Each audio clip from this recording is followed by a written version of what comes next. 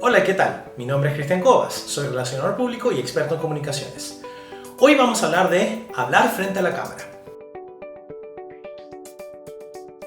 Antes de empezar a hablar frente a una cámara, lo primero que tenemos que hacer es preparar nuestro mensaje.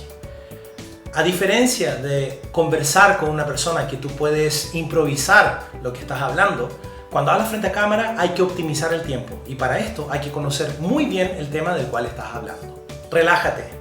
Uno de los errores más frecuentes de las personas cuando están hablando frente a cámara es que se ponen demasiado nerviosas, se ven tensas, se le nota en la cara, se le notan las expresiones corporales.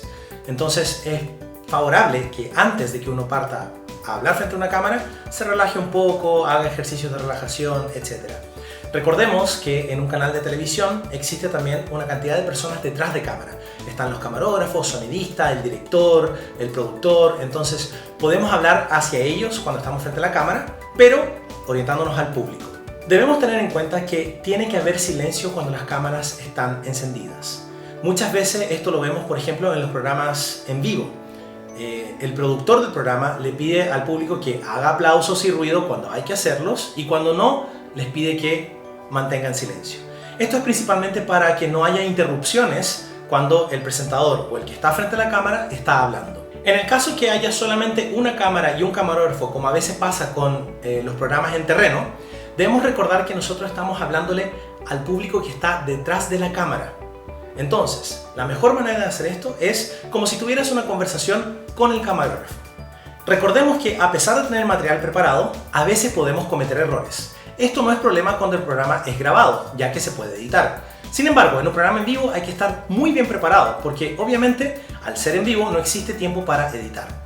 Muchas veces algunos de los presentadores, como ya lo hemos visto en la televisión paraguaya, salvan el problema tirando una broma o haciendo un comentario entre medio del error. Entonces, esto también es parte de un entrenamiento que ellos realizan antes de presentarse frente a la cámara. A pesar de toda la preparación que podemos tener, los errores a veces apoyan. Y para esto nosotros hablamos de la perfección. Muchas veces la gente cuando se va a presentar frente a cámara memoriza todo un texto. Esto normalmente no es muy apropiado, básicamente porque se pierde la naturalidad en la conversación frente a la cámara. Lo más importante es que tienes que ser efectivo y no perfecto. Dentro del ámbito televisivo tenemos dos tipos de televisión: la televisión informativa y la televisión de entretenimiento. La televisión informativa se encarga principalmente de, como dice la palabra, informar todo lo que son las noticias.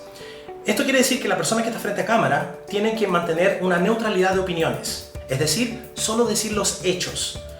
Aquí la improvisación o la naturalidad se da normalmente en el saludo y en la despedida. Así es como vemos, por ejemplo, en los noticieros que están mucho más relajados las personas cuando están dando el saludo inicial que mientras leen las noticias. Esto es también porque ellos siguen un texto que es leído a través de un teleprompter, que es un aparato que está debajo de la cámara y que te da el texto que tú tienes que informar. En cambio, en la televisión de entretenimiento, normalmente el productor genera lo que se llama una rutina, esto es decir, la estructura del programa.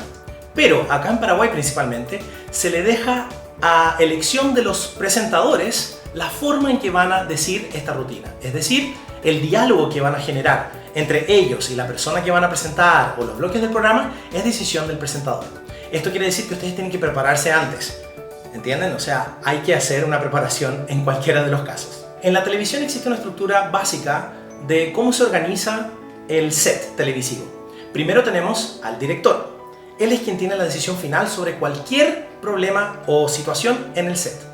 Después de esto tenemos a producción. Producción es el que está a cargo de organizar el programa, organizar los bloques y dar las órdenes en piso, siguiendo las guías del director.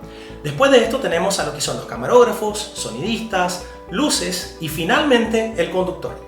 Dentro de la jerarquía, el conductor es el último que tiene la palabra. Él puede sugerir cosas, pero normalmente él acata órdenes. Se sabe que estar frente a la cámara es muy difícil, especialmente para un conductor de televisión. Sin embargo, hoy existen muchos apoyos. Normalmente existe una persona que está a cargo del productor o el mismo productor que puede hacer ciertos gestos para indicar al conductor que está frente a la cámara qué hay que hacer en los siguientes minutos o segundos del programa. Normalmente estos gestos son los siguientes. Redondear implica que hay que encerrar el tema actual y pasar al siguiente. Esto normalmente se hace, digamos, cuando se está alargando mucho un tema y se está repitiendo lo que ya se ha dicho. Estirar, que normalmente sucede en los programas que tienen invitados. Muchas veces sucede que el invitado siguiente no ha llegado a la hora, por ende hay que tratar de mantener este bloque un poquitito más alargado en el tiempo. Ratings hacia arriba para que el conductor pueda ir y hacer un poco más de énfasis en ese momento. Hacia abajo, o sea, hay que ponerle un poco más de interés a los temas que se está hablando. Y finalmente, el corte. Esto normalmente indica un corte comercial. Además de los gestos que pueda recibir el conductor, existe también un jefe de piso que se encarga de todo el apoyo de memoria y las órdenes del director que se ejecuten en el piso. Esto se puede realizar a través de pizarras, a través de un teleprompter o a través de un aparato auditivo que va en el oído, que acá en Paraguay se conoce como cucaracha, que puede el conductor recibir órdenes tanto de dirección como del jefe de piso. Dentro de lo que son las cámaras, existen, como ya mencionamos, un mínimo de 3 cámaras, que sería la cámara frontal, que es la que estamos usando nosotros acá. Normalmente hay una cámara lateral para algunos planos, digamos, desde otro punto de vista. Y existe una cámara que es móvil. En algunos estudios existe una cámara con la grúa, o el Jimmy también que se le llama, y otros que es una persona que tiene un carrito que va moviendo la cámara. Lo importante de esto es que nosotros tenemos que saber a qué cámara le tenemos que hablar. Por ende, arriba de la cámara normalmente existe una luz roja que te indica cuál está en estado activo. Los profesionales que están delante de cámara al principio necesitan hacerlo de manera consciente, ver dónde está la luz para poder hablarle a esa cámara. Pero una vez que uno agarra un poco de experiencia, sabe exactamente hacia dónde tiene que dirigirse una vez que las luces se encienden y se apagan. Siguiendo con el tema de las cámaras, normalmente en el piso del set, algunos directores ponen puntos fijos, lo marcan con una pequeña X con alguna cinta adhesiva, una cinta de color. Esto es para ayudar al conductor a pararse en el lugar exacto en donde la cámara está enfocando. ¿Por qué? Porque muchas veces las cámaras cambian de planos. Por ejemplo, cuando hacemos un primer plano, que sería principalmente el rostro, lo más importante es enfocar lo que el conductor está diciéndole a la persona.